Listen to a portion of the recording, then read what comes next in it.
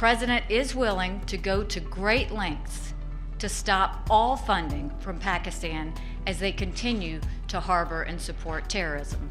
So we are seeing a restriction of aid across the board, likely cutting of $255 million in military assistance that was being held in a kind of an escrow account to see if Pakistan would come forward on attacking groups like the Haqqani network. Our goal is that we know that they can do more to stop terrorism, and we want them to do that. Yeah, this looks like a much more coercive approach than anything we've seen before.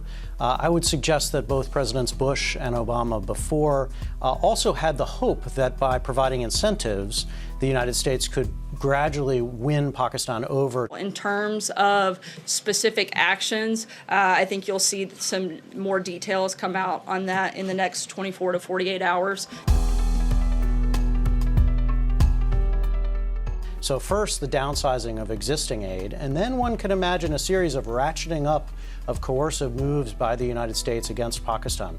Targeted sanctions, or reduced support for international loans from the IMF, or even more kinetic operations across the border from Afghanistan into Pakistan. Pakistan has played a double game for years.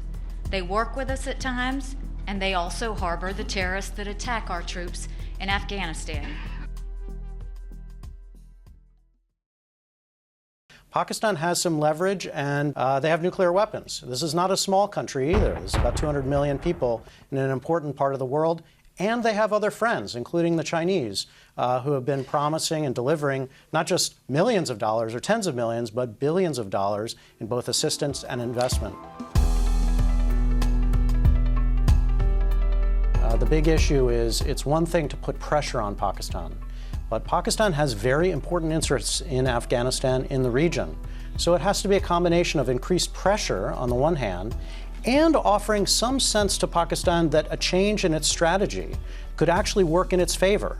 They're still worried that we're going to leave Afghanistan, leave the problems in place, and leave them without friends.